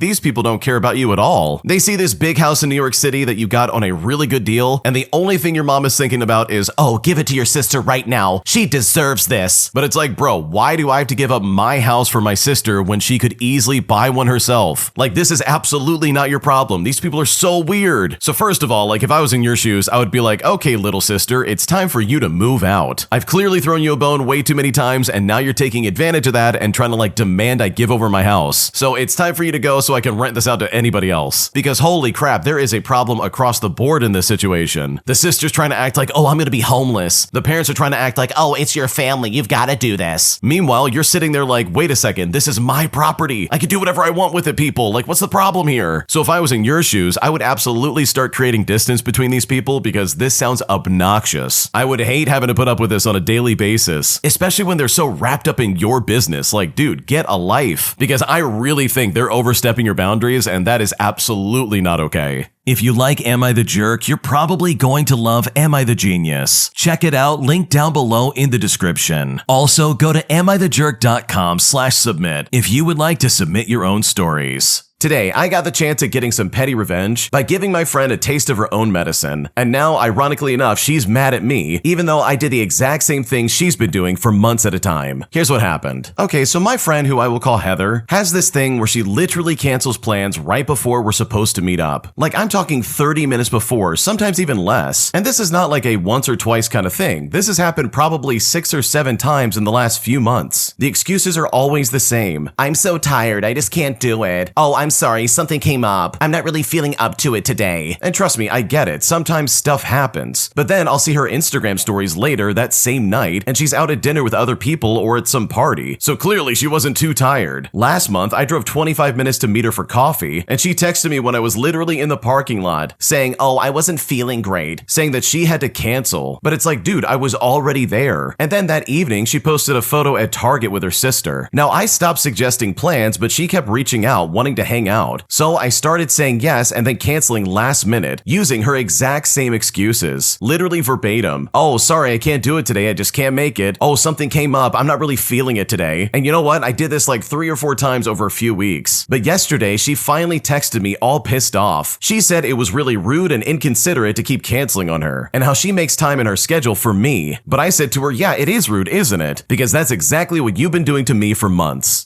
Okay, honestly, I love this story because, dude, some people need this. They need to see exactly how entitled they're being and how rude they're being to you by having their own tactics used against them. And from the sounds of it, Heather is one of those people. She really needed to be confronted with this in this way, because this kind of behavior is the way you lose friends very quickly. And I know if I was in the original poster shoes, I would have a lot less patience and probably kick her to the curb a long time ago. My entitled neighbor's grocery deliveries keep blocking my driveway, and it's getting to the point where I literally can't even live my life anymore because it's happening so often. And right now, I honestly don't know what to do about it. Here's what's going on. Okay, for starters, I live on a street with houses that all have driveways. My neighbor across the street gets grocery delivery constantly, and we're talking 3 or 4 times a week, and sometimes even more. Well, every single time, the delivery driver parks directly blocking my driveway. And this is not just partially blocking it, completely across it. Plus, they're there for a while because she orders so much stuff. I've timed it before, and it's usually 25 minutes while they unload everything. everything. I've mentioned it to her probably like 4 or 5 times now, and the first couple of times I was nice about it. I would just be like, okay, hey, would you mind asking your delivery drivers not to block my driveway? And she would say, oh, I'm sorry, and then tell them to move. But guess what? They kept doing it. So I asked again, and she said to me, it's only like 10 minutes. It's not that big of a deal. Except it's not 10 minutes. It's closer to like half an hour. And also, it is a big deal because I can't leave my house. I suggested that she can meet them at the curb or like in front of her own house, just so they don't block mine. And when I said that, she acted like I was asking her to do something incredibly difficult. She then looked at me and said, oh, I can't control where they park. And it's like, yeah, actually you can. You can literally meet them outside and direct them where to park, or put it in the delivery instructions. Last week it happened again, and I needed to leave for an appointment. So I literally had to go out there and ask the driver to move myself. He was nice about it, but my neighbor came out and made this huge dramatic sigh like I was inconveniencing her. Later, she came over and said that I was being really uptight about this. She then said to me, you work from home anyway, so it's not like you need to leave during the day. First of all, how does she know my schedule? Second of all, even if I do work from home, that doesn't mean that she gets to block my driveway whenever she wants. I still have appointments and errands, and also it's my driveway, lady. I told her that, and she just rolled her eyes and said, whatever, I'll try to remember to tell them. Well, as you can probably guess, it happened again yesterday. The driver blocked my driveway for 30 minutes. I didn't have anywhere to go, but honestly, it's the principle of the matter at this point because this is getting incredibly frustrating.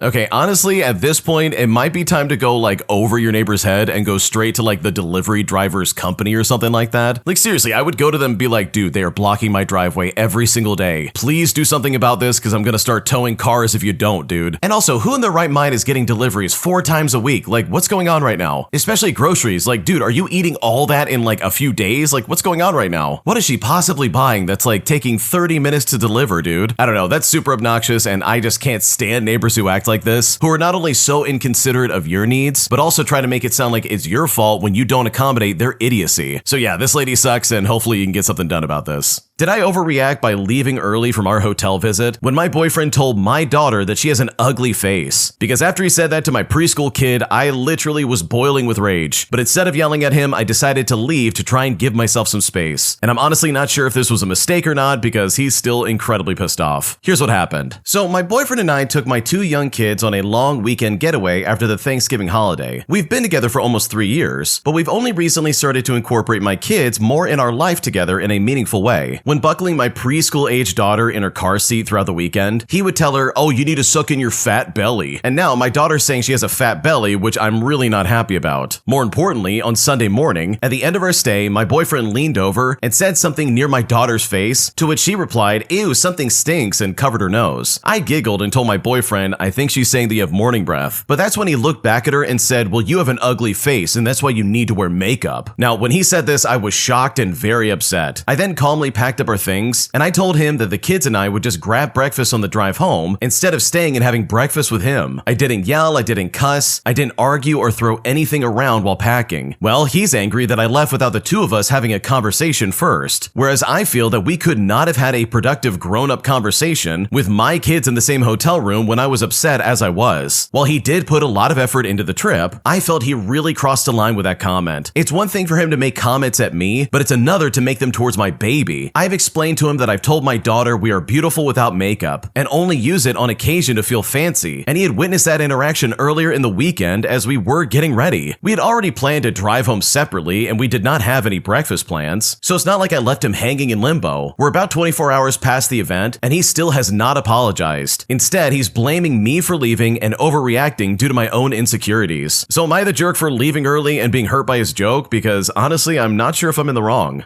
No, that's really weird. You don't say that to a kid. You didn't do anything wrong. Like, honestly, if I was in your shoes, I probably would have left early too, especially considering the fact that, for one, your kids are there. So it makes sense that you didn't want to have like any kind of argument or like conversation when the kids are around. But also for me, I don't know if I could handle my anger at that moment. Like, I would be really pissed off. And if anything, I might say some things that I will absolutely regret later. So no, you didn't overreact. I think your boyfriend's being very rude here. And in my opinion, I think you did the right thing. My parents refused to reach out to me ever since I had a major surgery surgery 10 days ago. And I'm honestly incredibly hurt by this, and I seriously just don't know what to do next. Here's what's going on. Okay, so I had a major surgery a little over a week ago after years of having health issues that I just couldn't solve. It had been scheduled for a couple of months ago, and I had to be rescheduled 12 hours out last month. So it wasn't really a surprise that it was happening. Now, I let everybody know what was going on, but neither of my parents, who, by the way, went through a long divorce and live in different states, bothered reaching out in the months, weeks, or days leading up to the operation. I actually didn't hear from either of them until I had woken up from anesthesia, and it was just like this generic, oh, I hope surgery went well from the both of them. I let it sit for a couple of days while I recovered from anesthesia, and then I sent both of them a text message saying that my feelings were hurt, that something could have gone wrong during surgery, and we simply never would have spoken again. And I just find that really upsetting. My mom didn't respond back for a week, but she finally did after I had to go to the emergency room for complications and reached out again. She said that she thinks about me every day and loves me, and she hates that I don't believe that. My dad responded and said that I was just looking for an excuse to be angry, and I should cut people some slack. Neither of them have asked questions about how I'm doing physically or emotionally, or even why I needed the surgery in the first place. Now, I know I'm a grown adult, but how do I possibly explain and justify to these two that I need a parent sometimes? That a nice thought from 2,000 miles away isn't enough when I'm struggling just to make it to the bathroom. I have felt so alone these past few months, and it's just so magnified since the surgery when I really needed support from family more than ever. I'm asking for that and I'm being denied, and I'm being told it's too much to expect like always. What should I do? Oh man, this really sucks, and I'm so sorry this happened to you. Because if I had a major surgery, I would also hope that my family would reach out and be like, hey, are you doing okay? It would mean a lot to me at least to know that people have my back and they're thinking of me. And this is so much more than just being like, oh, I hope surgery goes well. That feels like they're not being genuine and they're just doing that to be like, okay, I said hope surgery goes well, so now I'm off the hook, right? So yeah, this really sucks, and hopefully you can move past this. Today, after I had a bad argument with my girlfriend, I now feel the need to break up with her just to protect my own safety. Because after she said she would call the police and lie to them to try and convince them that I'm mistreating her, I seriously do not feel safe around her anymore. And at this point, I'm not sure if I'm making a mistake. Here's what's going on. Okay, so I went out to a party and I got a little bit drunk. And this party was something I had been invited to like 2 months in advance. This was all communicated beforehand, when I would be back home and how much I'm drinking. I text her throughout the night and then come back when everyone was going out. And this was around 12:30 in the morning. I then got home because of an Uber at 1 o'clock in the morning, and I napped on the floor whilst playing with our dog. Well, she went ballistic and said I'm blackout drunk, even though I definitely wasn't. I was only moderately drunk. She then said that I'm a disappointment to my parents. She then helped me get to bed, and I just wanted to sleep. But she then continued to shout and try to kick me out and tell me to stay at a hotel. She then said something that honestly shocked me to my core. She said that she would call the police and tell them that I mistreated her, if you know what I mean. Now, it's really important to note that I have never ever laid a hand on her. Yes, we have had arguments, but we've always resolved it during the day. I honestly just can't get over this. The thing is, I provide everything. The rent, bills, food, spending money, date nights, not to mention the fact that I cook everything as well every night. Meanwhile, she's been unemployed for almost a year. I now want to break up with her and end it after this. Because seriously, I don't feel safe, and at this point, I don't know if I'm overreacting. What should I do?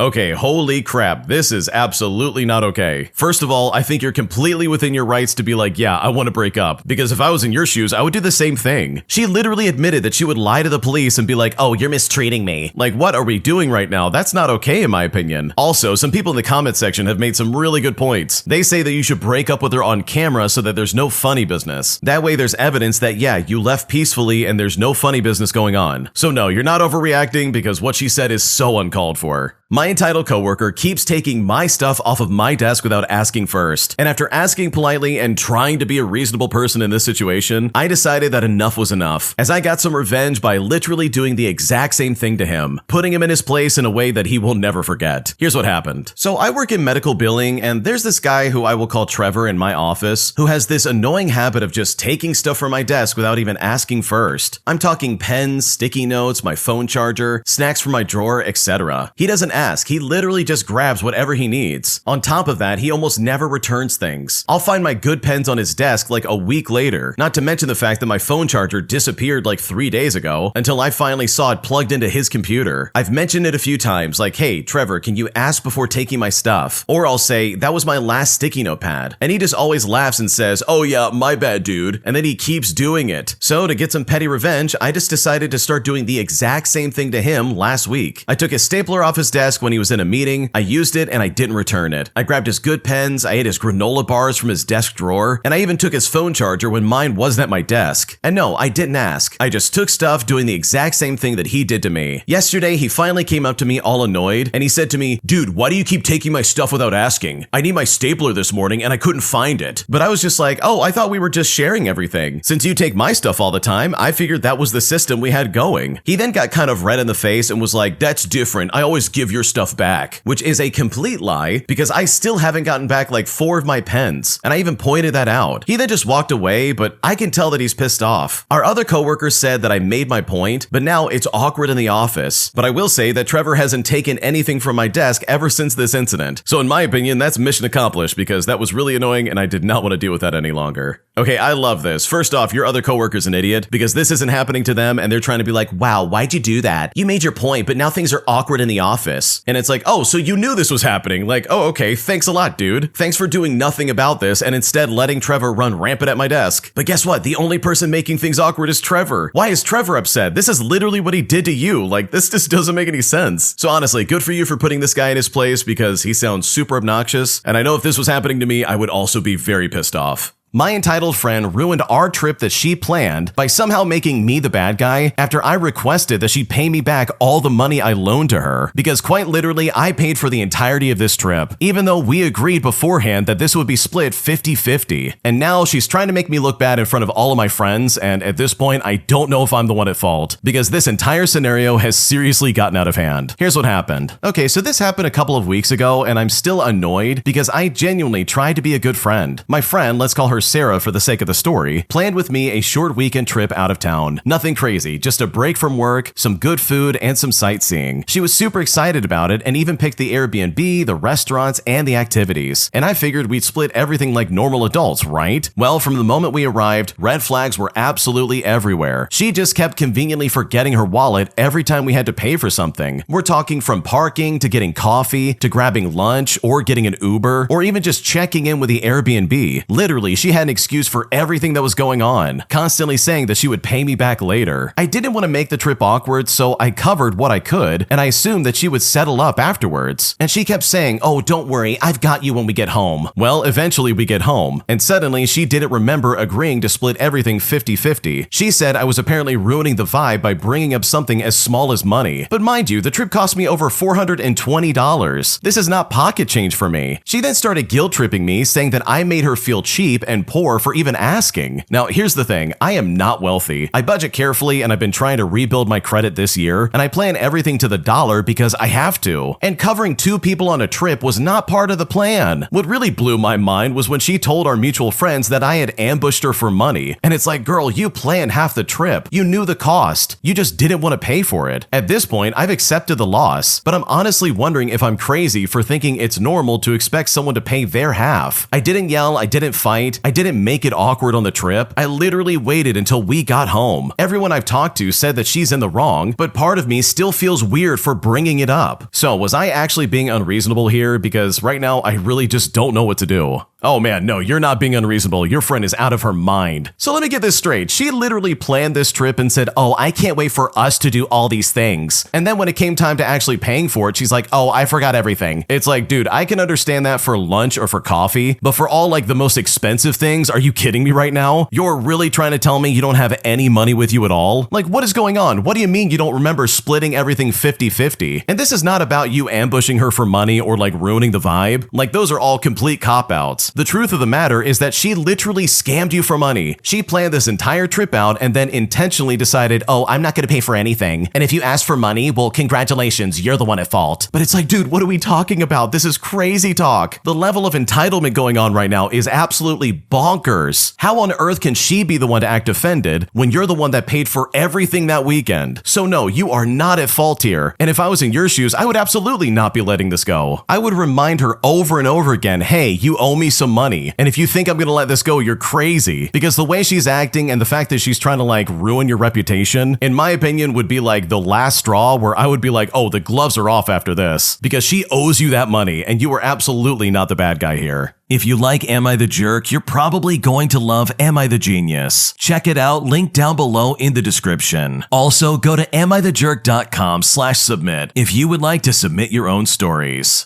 Today, I need to confess that I stole my own birthday cake from the work fridge, which resulted in one of the weirdest wild goose chases I've ever seen in my office, as literally everybody was convinced that we were robbed. And at this point, I'm not sure what to do. Here's what happened. Okay, so this is kind of dumb, but it has been eating at me for like a couple of days now. My office has this shared kitchen with one sad fridge that smells like old pickles and wet cardboard, and everybody just dumps their stuff in there and pretends it belongs to no one. For my birthday, I bought myself this tiny chocolate cake from a bakery near the bus stop, and it was stupid expensive for how small it was, but I really wanted something nice after a rough month. I put my name on it with a marker, but the ink smeared, and now it looks like a name that nobody knows. Anyways, I planned to eat it after my shift, but at around lunch, I got this wave of panic that someone was gonna take it. People literally steal yogurts weekly, so my cake felt completely doomed. I opened the fridge and I saw 3 coworkers poking around inside, and at this point, my brain just kind of flipped into some weird survival mode. I then grabbed the cake fast, I shoved it under my hoodie, and I walked out like I was smuggling a warm hamster, but this proved to be a massive mistake. Later, someone noticed the empty spot and started this whole drama that maybe an outsider got in. Security was checking cameras, but the angle's too low, so all you see is my torso wobbling like I'm hiding a secret balloon. People keep talking about how creepy it is that someone would break in just to take a tiny cake, but I just nodded along while eating that same cake at home at midnight with a spoon from my sink. I know I should probably confess, but the story got too big, and now I feel like I accidentally created a micro-urban legend in my office. I still have the bakery box in my trash, and every time I see it, I feel like it's staring at me. I do feel guilty, but also the cake was really good, and I genuinely doubt I could have resisted any longer. Oh man, I hate when stuff like that happens. You know the thing where it's like, oh man, I'm trying to get this thing done and I don't want anybody to notice, but then the entire office notices and even security gets involved. Like, holy crap, how annoying. What was supposed to be like a subtle thing you were taking care of quickly became like a bigger deal than anybody wanted this to be. And that, in my opinion, is hilarious, and that's kind of the reason why I love this story. An entitled pet owner literally puts my dog and his dog at risk after he brings his small dog into the big dog portion of the dog park. Because what happens next is probably one of the most frustrating experiences of my entire life, and honestly, I'm still trying to get over it. Here's what happened. Okay, for starters, I have a border collie named Venus, and Venus is a service dog and has pretty much saved my life. Like, I love her more than I can possibly say. But to begin this story, let me tell you a thing a lot of people don't know about service dogs. They play. It seems silly, but a lot of people seem to think service dogs are perfect robots who are only there to serve and have no other dog instincts. But that is not true, or at least it shouldn't be. A service dog needs to play, and also to know when they're on duty and when they're just relaxing. Not to mention knowing how to recognize when their relaxing time needs to be interrupted. Venus loves to play. When she's off duty, she loves to be surrounded by people and play with everyone. She also has dog friends, and this is an important point because her playing buddies are huge. 2 of them are golden retrievers and the other's a Labrador. And since she's the smaller of the group, she is used to play rough. And every time a smaller dog approaches her, I make sure to be watching closely so that she doesn't hurt the smaller dog while playing. So today, it was my boyfriend's birthday, and we decided to go to the park with some friends of his to have a picnic. And since Venus was invited, like literally he gave her a card, we decided to go to a dog area where there are some big spaces with some agility equipments that's all surrounded by fences so that the dogs can be without a collar. Now there are 4 of those spaces in the park side by side, and they are pretty much all the same, except there are some spaces with some agility gear that's smaller, just so smaller dogs can do the tricks. Like, it really is a lovely place. So we get into one of the dog spaces and start our picnic. Since Venus knew everyone there and I was comfortable, I decided to use her normal collar instead of the cape that she uses when she's on duty. That way she would know that she is there to play. We go there, play with her, we let her try the agility things, and at one point I was sitting on the farthest end of the park just chatting while another group was playing fetch with Venus, when out of nowhere I freeze completely when I start hearing a dog whining. I look to the other side of the camp to see Venus just rolling and stepping at the smallest dachshund pup I've ever seen in my life. My first instinct was to start running and yell, "What kind of idiot brought a puppy here?" And immediately I started yelling for Venus to stop. It took a few seconds for her to stop rolling the pup around, just in time for when I arrived there, put her back on the leash, and started chewing her out. Then I look at the puppy and it's stumbling its way towards a middle-aged bald man who was looking at it and laughing, for God's sakes. I look at him extremely confused. He looks back and says, "That's fine, they were just playing," seemingly oblivious to the fact that Venus was playing, but his poor little puppy was having the most stressful experience of its life. At the time, I could not believe he was serious. So I glanced at the other spaces and I said to him, "Sir, there are other empty spaces there." The moron then looks at me and says, "And what are you suggesting?" before grabbing his puppy and taking him to walk around the camp. I was so confused for a moment, I just let him go, and I turned to the people who were there and I asked if they told him to join us or something like that, for which they responded the guy just entered our spot without even glancing at us and set his puppy down to play with Venus while he just kept scrolling on his cell phone. And just as a matter of point, this was not us thinking that we own the place. People share those spots very frequently, but there is literally a sign warning owners that if there is another dog in the area, you should speak first to the owners and ask if it's okay to let your dogs play with them. It is both basic decency and common sense in order to avoid accidents. And that dude just ignored both signs and the empty lots for who knows what reason, and then just started laughing when his puppy got in danger. Now at this point, I was not only livid but highly stressed out. In my city, a dog that takes out another person's dog is euthanized, and that moron not only put his poor puppy in danger, but he also put Venus in danger as well. And everything I could think of as I saw that scene is that that little innocent puppy would pass away, and then I would lose the most precious friend that I have in life. I was so mad that when the guy approached us yet again to urge his puppy to play with Venus, who by now had already understood that playtime was over and was just sitting quietly and ignoring the puppy, I instead just gave a step and said that what he just did was extremely irresponsible, both for his dog and with mine. And of course, an idiot who's stupid enough to throw his puppy to a big unknown dog would throw the most stupid temper tantrum over it as well. He said that me and my generation are exactly why we can't have a peaceful life, and all he was trying to do was have a nice day, but apparently I ruined it. Then he said that I was crazy and that he knew dogs are pure, and the only way a dog could be evil is if the owner was evil like me. Then he said, "Oh, I've done this before several times, and never has a dog attacked my puppy." And for that, I answered that all he had to do was to pick a day to gamble with the wrong dog, and his puppy would quickly become dog food. And since he was an absolute moron, I knew that he would be the first one to speak up and say that he wants that dog euthanized for hurting his dog. I did not care about his peace of mind, or if I ruined his day if he literally came here to put his dog in danger and make a problem. At this point, he just walks towards me with a finger raised, saying that I was evil, and if I knew the things he wanted to do to me, I would get out of his face, which I didn't. And I'm not saying that as if I'm prudent, because he easily could have been really dangerous with something on him, but this guy put dogs in danger, and the person he was talking to was a black belt with 20 friends already forming a circle and answering his comments with promises of what would happen to him if he raised a hand. At the end, the dude just went away yelling curses and slurs and stomping like a toddler with his poor puppy in his hands. We spent a couple more hours there, but then we decided to leave earlier than planned just to make sure that this guy didn't come back and try and hurt us or something like that. As we left, we even spoke with a nice couple with another border collie who asked if their dog could play with Venus, and I was heartbroken that we had to say no because we were already in the process of leaving. So that's what happened. I know that maybe I should have not engaged, but what is done is done. I'm really sad for my boyfriend and the other people since it ruined the nice picnic mood, and it's also sad that I had to reprimand Venus for something that is not her fault in her playing day. I also feel bad for that puppy. It was so young, and I'm not even sure if it was at the age of getting like necessary vaccines. It's really sad that it will have to spend its life with such an irresponsible trash can of a person who also just happens to be its owner. Oh man, that had to have been a really frustrating situation. I've personally never brought a dog to a dog park for this specific reason, because there are so many irresponsible pet owners out there, it is not even funny. And it doesn't help that you literally did everything right. You trusted your dog is obviously trained, and you went to a part of the park where it's like, yeah, big dogs can play here. So I don't know what this guy was thinking bringing that small puppy to the big dog section and being like, oh yeah, this is fine. Like that guy's 100% in the wrong, and if he had just gone to the correct portion of the park, all of this could have been avoided.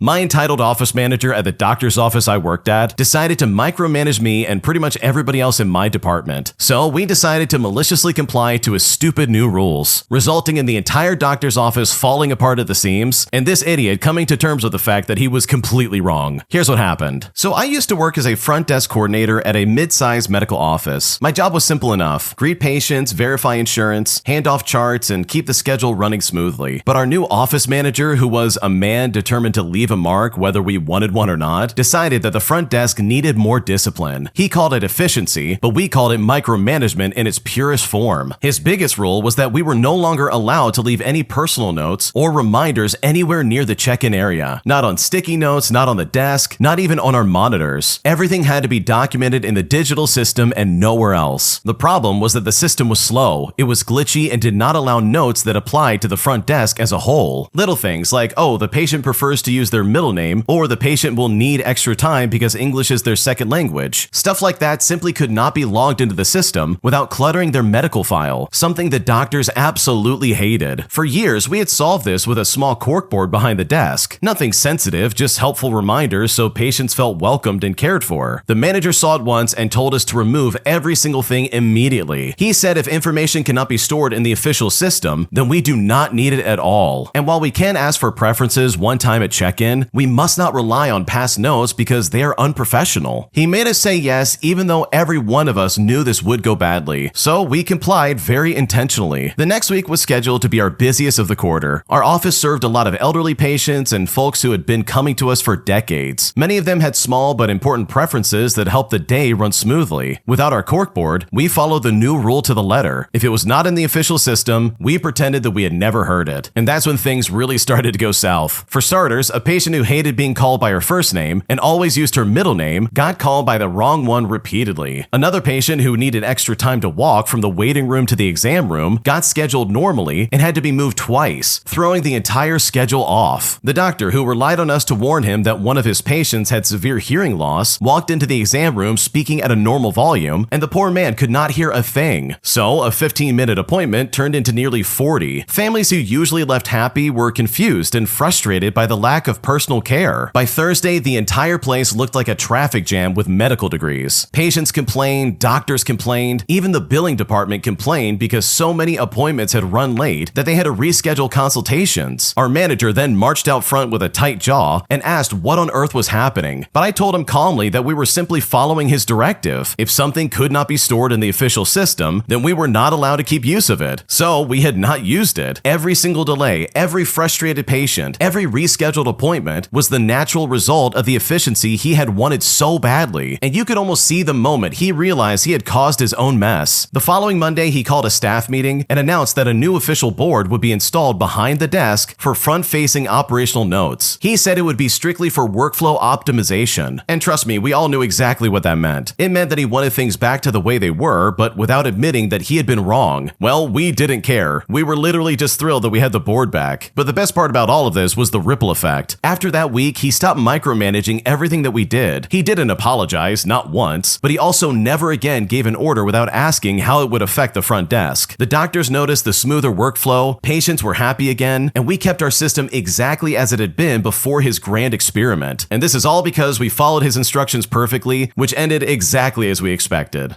Okay, as someone who's worked at a doctor's office, this is hysterical to me because holy crap, without that note board behind the desk, like seriously, you're not gonna get anything done. All the useful notes are just out the window and it's like, dude, I am absolutely lost dealing with these patients. And any sense of like personal care, just like the original poster stated, all of that is completely out the window. And by the way, the only reason you have that is because patients are nightmare fuel. And this even extends to like retail dealing with customers. If there's something people can complain about, trust me, they will absolutely find it. And it can become so obnoxious so quickly. Like all that information is just survival tactics. Sure, you can call it like good customer service, but it's also a way of preventing you from having a headache on like a Friday evening when you're literally just trying to get out on time and it's like, dude, are you kidding me right now? I don't have any of my notes to reference. Great. Now I get to deal with an angry 90-year-old who's like, wow, you called me by the wrong name. But it's like, dude, how am I supposed to remember I need to use your middle name? Like, are you kidding me right now? So yeah, that manager got exactly what he deserved. His rules were incredibly stupid, and honestly, I don't blame you for maliciously complying, because if I was in your shoes, I would have happily watched it all burn down and just maliciously complied and let everything fall apart. Am I the jerk for leaving the movies after basically my friends lied to me? Because right now I'm still pissed off and I seriously just don't know what to do. Here's what's going on. So I was enjoying a nice night out with my friends, or so I thought. It started out with 5 of us going to this event in our town. While we were there, one of my friend's boyfriend joins us halfway through the event. We were all having a good time, and we had later plans to go and watch this new movie in the theater. We then left the event and decided to go get some dinner at a restaurant. While we were there, I noticed that my friend's boyfriend was texting texting someone on his phone and smiling a lot, and my friend then looked at his phone and got a bit visibly upset. And remember this because this will be very important later on. Dinner ended and we all made our way to the movies where we all had purchased our tickets. We all picked our seats and made it into the theater, and I went to go sit in the seat that I had paid for when one of my friends says, "Oh, this seat is for someone else." I then asked him, "Okay, well, who's it for?" But I got no reply from anybody when I asked this question. And it's right about here that I started to piece it all together. I then asked them if this seat was for our friend, who I will call Sally for the sake of the story. And just for a bit of context, Sally is somebody that I was really good friends with up until we got into a relationship that ended up on really sketchy terms. However, we decided to remain friends. Nothing bad happened, but in the end, it just was not working out. However, a week prior to this whole movie fiasco, she had said hanging out with me would be too much, and everybody knew this. Well, flash forward to now where my friends respond by saying, "Well, yeah, this is for Sally." I then asked them why they would invite her, and again, I got no response. I then turned to my roommate and I asked the same question, and she said that she didn't know until like 5 minutes ago that Sally would even be there in the first place, and that she had no part of it. But guess what? It turns out my friend's boyfriend had invited Sally, but left out the part that I was also there. So yeah, that's exactly who he was texting during dinner, by the way. Nobody was even looking me in the eyes, but nonetheless, they were answering my questions. I then sat down and I thought for a second. I knew that Sally probably didn't know I was going to be there, and that this would be an awkward interaction for the both of us, and that neither of us would be able to enjoy the movie. I was also really pissed off that my friends would pull one over on me like this. I thought that what they did was a bit selfish and inconsiderate to both Sally and my feelings. I was very frustrated, and it was here that I got up and I just left. My friends asked me where I was going, and I just said I was going to the bathroom. So I went to the bathroom and I called my best friend, who agreed that what they did was messed up, and they actually came and picked me up from the theater. Now, it's important to know that nobody had texted or called asking where I went or if I was okay. And in the end, I guess they got to hang out with a friend that they actually wanted to. I also learned that afterwards, they were all saying that I was being dramatic and making a big deal of nothing. But they not only blindsided me, but Sally as well. I'm not expecting anyone to apologize, but also no one's apologized. So I don't know, the whole thing just seems really super fake and just disrespectful. And at this point, I really just don't know what to do.